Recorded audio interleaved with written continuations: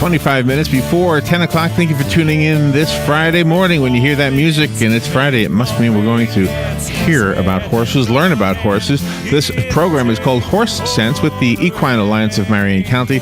Representing the Equine Alliance today, Frank Hennessy is here from Hennessy Arabians. And his guest, George, you're going to have to help me out with the name. I know you told me once before. And Barbara Feitos is here as well. Let me make sure I can hear everybody. All right. Good morning, everybody. How you doing? Good. George, what is your name again? Zbyszewski.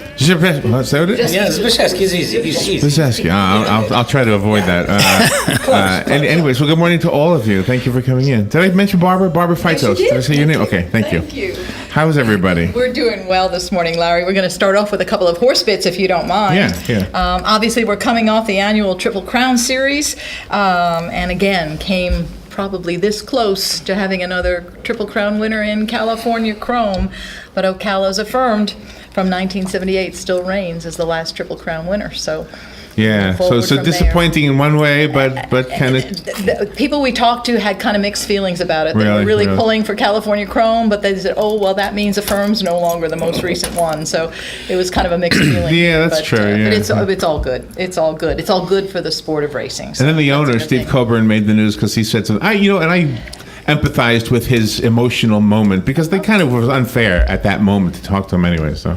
I understand. And he was a gentleman. The very next day, he Absolutely. was on national media saying he felt bad. So. Absolutely. So he did us all proud. Well, the OBS June sale is underway. The Breeze show is this week with the horses under tack, obviously, so the potential buyers can see how they ride and what they look like, et cetera, et cetera.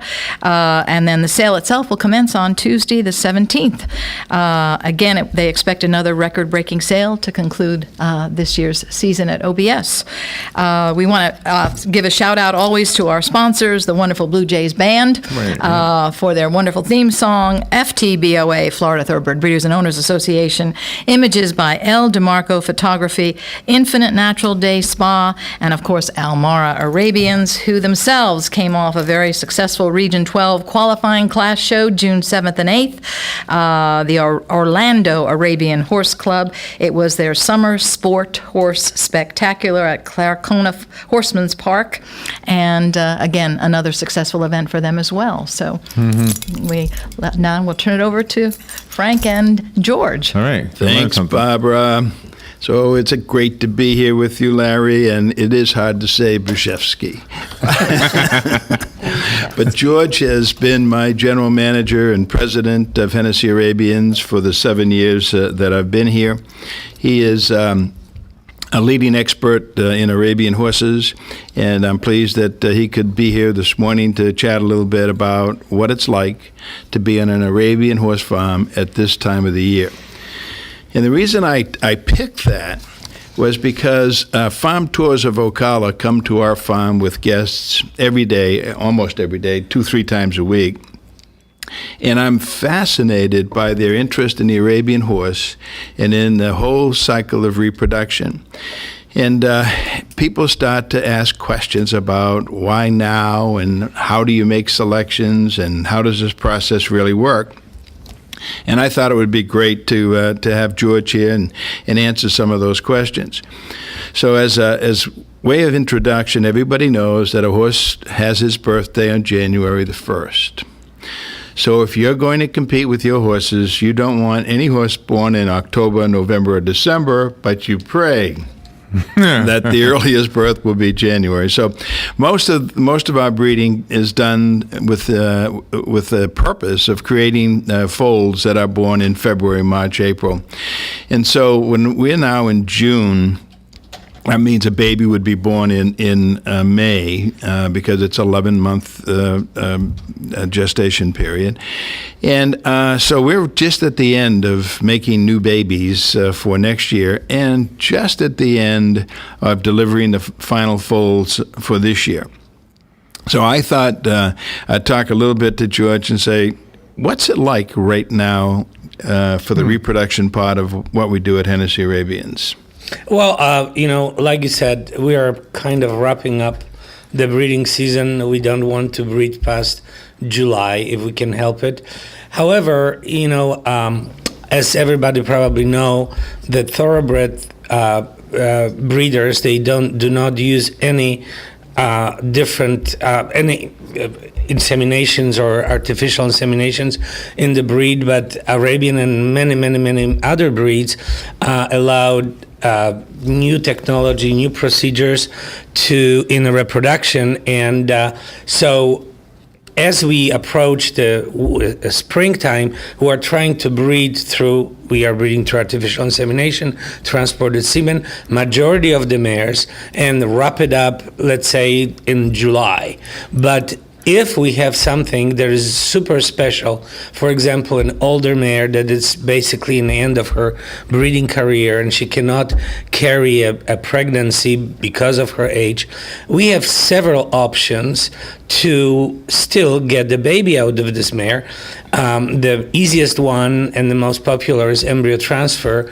If the mare is capable to produce an egg and mature this egg, we breed the mare, and 7 days after ovulation, we flush an embryo out of the donor mare, and we place this embryo in the recipient mare. Wow. So a recipient mare, of course, doesn't have to be Arabian, could be any breed. She just, for better word, serves as an incubator for the mare, and the baby's Arabian, is registered as Arabian.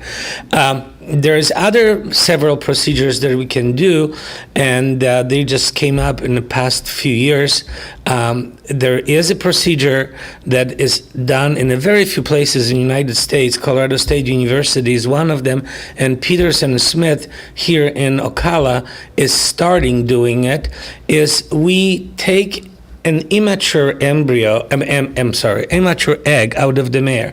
So let's say we have a mare that cannot produce eggs to the point of maturity and breeding.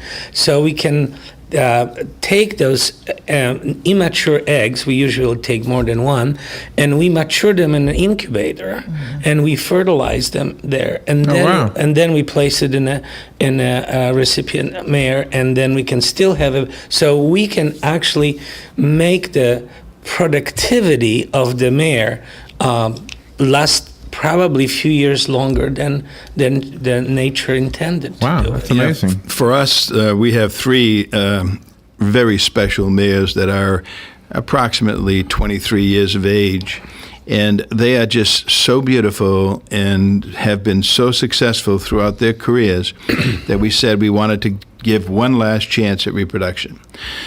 So we sent them to Colorado.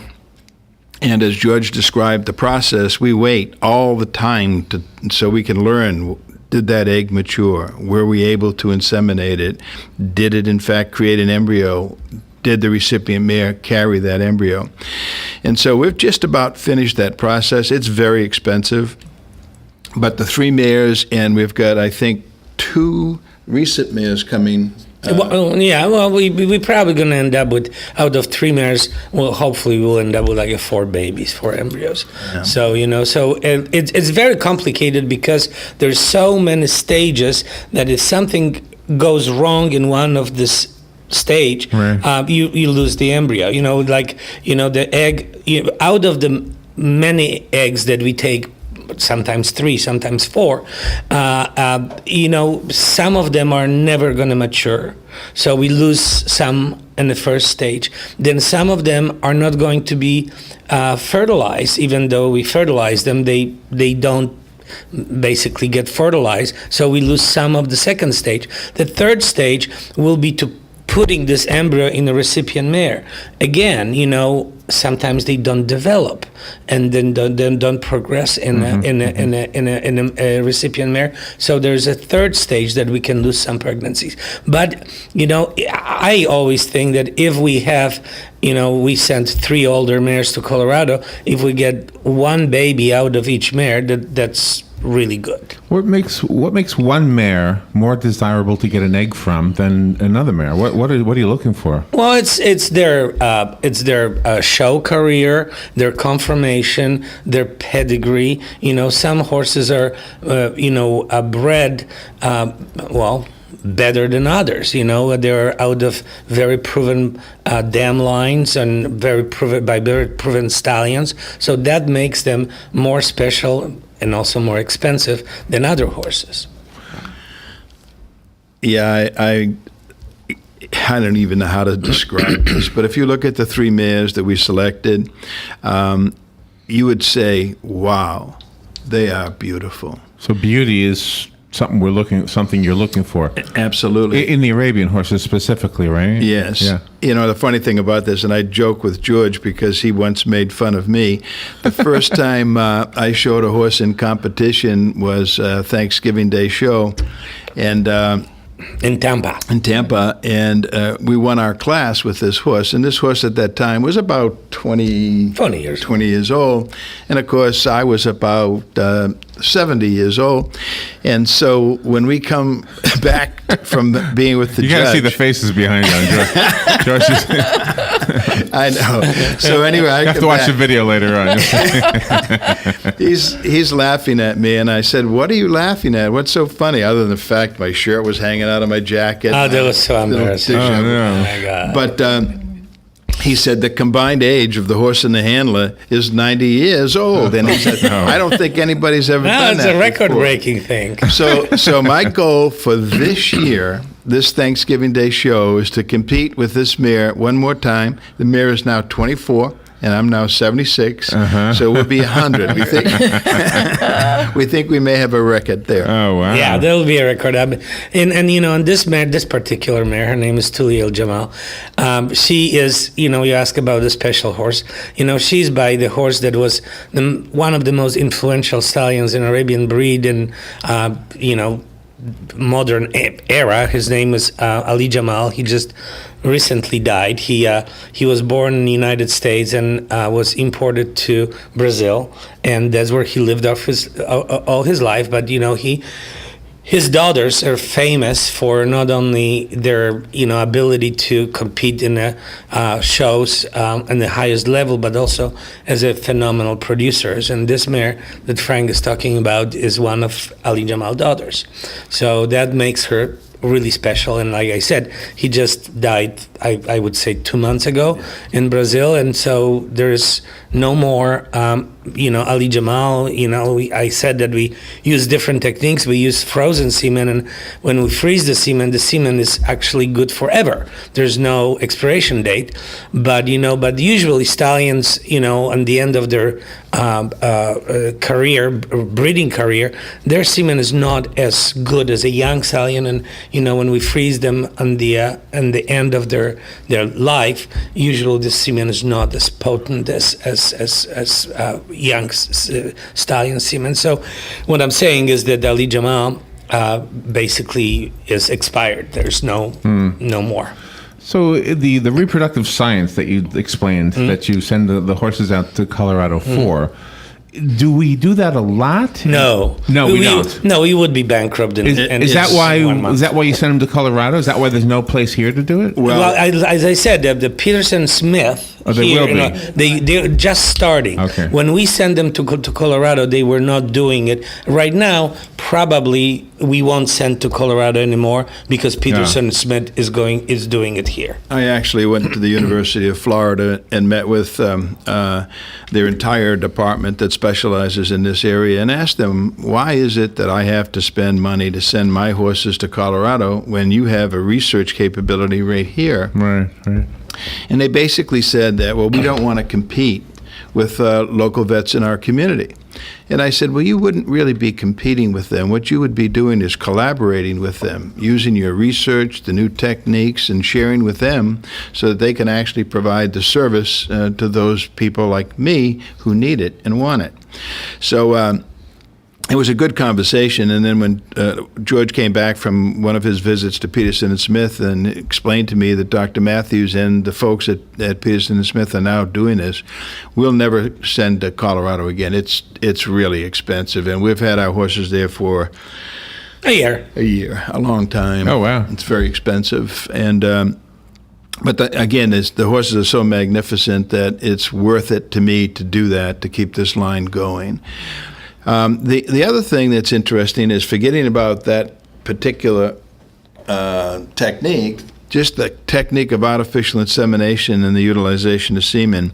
When people come to my farm and watch a horse being inseminated, I mean, their eyes are huge as they look at this, and then as they look at the ultrasound, and they see, the whole process underway, ovulation, or maybe we're checking the heartbeat of a baby, or maybe we're doing, a different kind of a test. And they ask, can we see this? Can we watch? And we say, of course.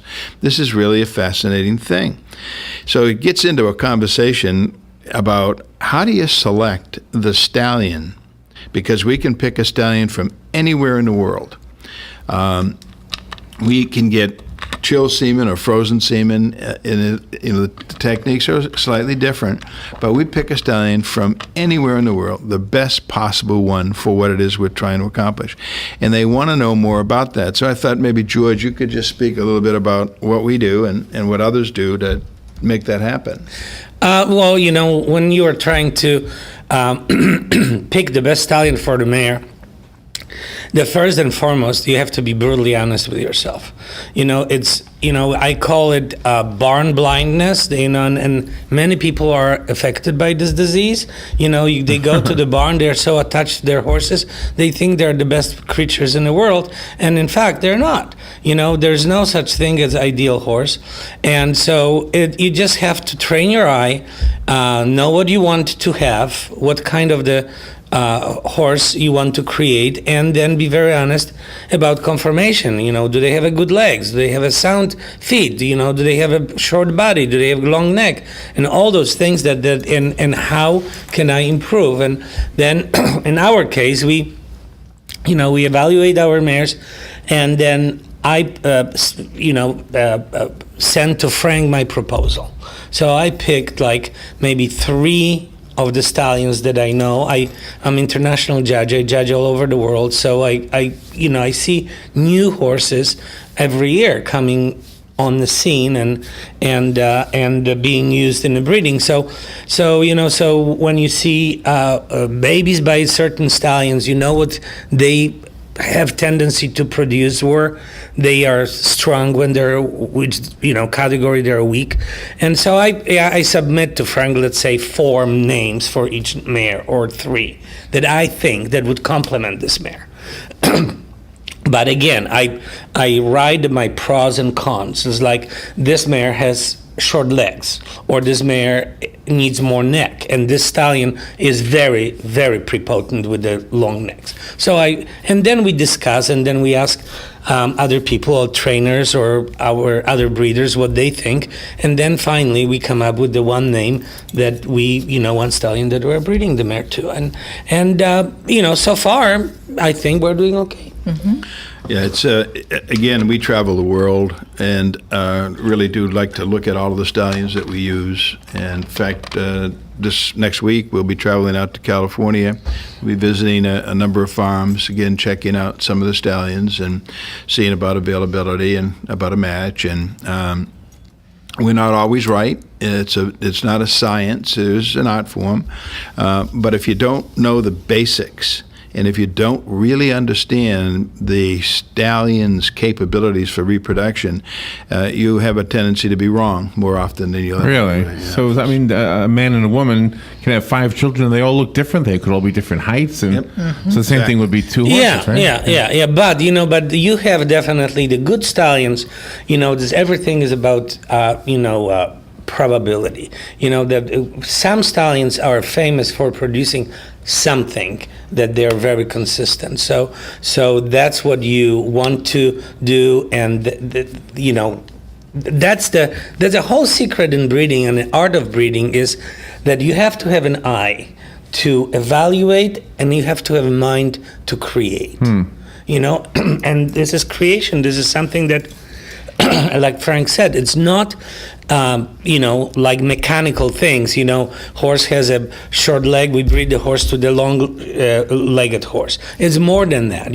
How strong is this mare to producing the short legs? How long is the stallion to produce the long legs? And on and on and on and on. And then, of course, there's also pure luck. Wow, it's an amazing thing. But again, Larry, to answer your question, like we go to Poland, and there's 3 horse farms that are known throughout the world that are in Poland, and it's the only place I know where all of the mares that have babies by a single stallion are barned together. There may be 20 of them. So here you can walk through and look at every different mare and look at all of these babies and start to ask yourself the question, what similarities are there between all of these babies? What differences? Is there a preponderance of long necks or long legs or big eyes or small ears or whatever it is you're looking for if you're looking for halter horses?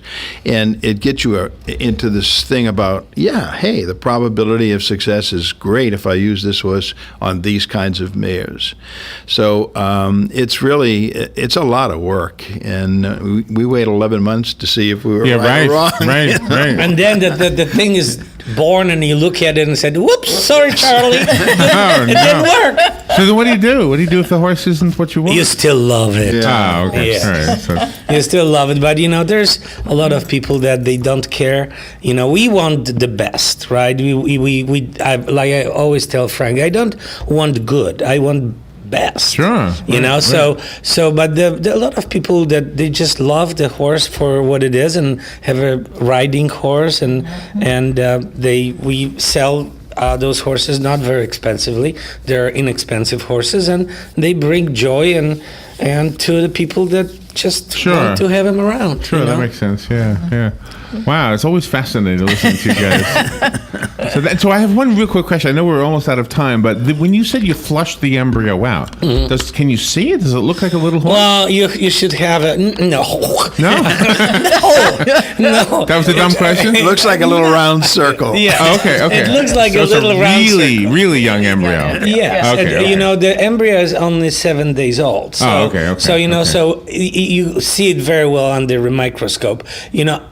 If you look at it, yes, if you're not blind like I am right now, in my old age, you can see it with your eye. If it's tiny thing. But we have microscope, and But you can't tell it's a horse, right? no, Okay. no, it's just like little dots. So when we do our pregnancy checks at about 16 days. Well, no, I'm thinking later on. Yeah. So when we're at about 60 to 64 days and we look at the baby, if we're really lucky and if the baby's positioned in a certain way, we can tell the sex. Yeah. And really? It's only between 61 to 64 days. After this, baby, they grow, but you can actually see if this is a filly or colt. Oh, but, wow. Yeah, but sometimes you're wrong. You think there's but it's not like you 100%, but sure. But most of the time we can tell. So this year we had 12 fillies and 5 colts. 5 colts, and one of those colts we wanted to be a colt. Normally, we pray for fillies. Fillies in Arabian business are more valuable than colts. People buy to breed and create a new life and new horses, and colt have to be super good in order to stay a stock. Wow. We are at the very end here. Okay. That was fascinating. There you go. Do you need to re-mention sponsors or anything? We can do that really quickly. Of course, thanks to the Blue Jays Band, to FTBOA, Infinite Natural Day Spa, Lydia and Lou DeMarco of Images by L. DeMarco Photography, and of course, Almara Arabians, and a lovely feature for Hennessy Arabians. They have a wonderful spread in the spring issue of Modern Arabian Horse. Oh, nice. Which features their beautiful farm, and it's a wonderful spread called Southern Style, which is beautiful clothing, beautiful jewelry, and beautiful horses. And beautiful people. And beautiful people at Hennessy Arabians. Thank you, Frank Hennessy, Barbara Feitos, and George Brzezinski. Oh, very good. How'd I do? You did very, very well. All right, we'll be right back. From the Paddock Mall Studios, this is WOCA, Ocala, Gainesville, The Villages, 1370 AM, 96.3 FM, The Source. Today in Florida Ag News on Southeast AgNet, the Waters of the U.S. rule was back on the hot seat in Washington this